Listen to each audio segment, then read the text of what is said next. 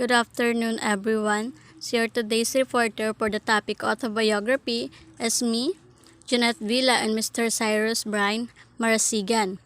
So our objectives are be able to know the definition and characteristics of autobiography, to give examples of well-known autobiography from local and international, differentiate autobiography, memoir, journal, or diary, and to engrave the purpose of autobiography. So, according to Herbert Samuel, an autobiography is the story of how a man thinks he lived. So, from these quotes of Herbert Samuel, we can say that autobiography comes from the Greek word autos means self, bios means life, and graphein means to write. So, therefore, autobiography is a self-written life. It is not merely a collection of anecdotes, it is a revelation to the readers about the author's life. Of course, when writing about personal experiences, one discovers himself. So now, let's discuss the characteristics of an autobiography. So an autobiography is essentially a story of the life of a person. So it revolves around the various happenings in a person's life. So another characteristics of an autobiography is that it is always a first-person account. That means the story is written and told as the person has experienced it himself, and always use the pronoun I. Generally, an autobiography follows a chronology. That is, it begins with the beginning, and the story unfolds in the same order that the events in the writer's life have taken place in. So another characteristics of an autobiography it is all about the important events in the life of a writer. So a common misconception is that an autobiography is a written account of all the happening of one's life. In fact, it is basically an account of only the major events or those events that have made an impact on the person's personality and played a major role in the person that he has become when he writes it. So another characteristic of an autobiography is that it is a self-evaluation. It is in an autobiography that the writers evaluate the various events and happenings in his life and tries to establish a cause and effect relationship between them and his overall personality and the decisions that he has made in his life. So when writing autobiography, he or she evaluates himself or herself. So an autobiography can be in any form. It can be written in a book form or can be an oral autobiography. Even the daily entries of a person's journal or diary can be termed as an autobiography of sorts. Good day everyone, my name is Cyrus Brian Marasigan. So, my partner is Ma'am Janet Belia, and our topic is autobiography. And so, example of autobiography.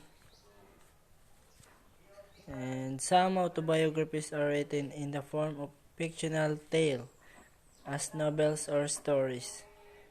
Example, David Copper, Charles Dickens, The Catcher in the Rye, J.N.D. Salingers. And another example of autobiography is the The Story of My Life by Helen Keller. Story of My Life first published in 1903 in Helen Keller's autobiography detailing her early life. The next one is Mein Kampf, Adolf Hitler. Adolf Hitler is a 1925 autobiographical manifesto by Nazi Party leader Adolf Hitler. The next one is The Story of My Experiment with Truth by Mahatma Gandhi. Experiment with True or Autobiography and Autobiography Mahatma K. Gandhi, covering his life from early childhood through to 1921. It was written in weekly installment and published in his journal Nabijan or Najiban from 1925 to 1929. Next one is Inventing Myself by Miriam Defensor Santiago. It's an autobiography, short yet full. Miriam's first 35 years in the world was narrated in this brief and worthy reading biography. Next is A Japanese in the Philippines. Kiyoshi Usawa, arriving in the Philippines in 1925 at the age of 19, he found he worked in Zamboanga and Basilan before moving to Manila in 1929. Next is Rebellion Speech in the Senate of President Manuel L. Quezon. Dates from 1933. It was published in full in the Tribune on 1926 and 29, 1933. So, the next is Autobiography versus Journal, Diary, and Memoir.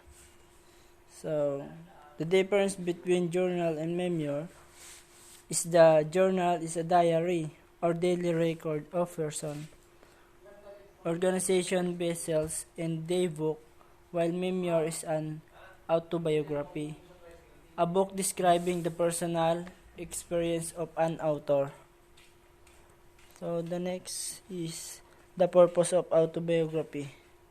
The purpose of an autobiography is to portray the life experience and achievements of the author. And therefore, most autobiography are written later in the subject's life. They often begin during early childhood and chronologically details case events throughout their life that the all my report. Ma'am, thank you for listening, and classmate, thank you and God bless.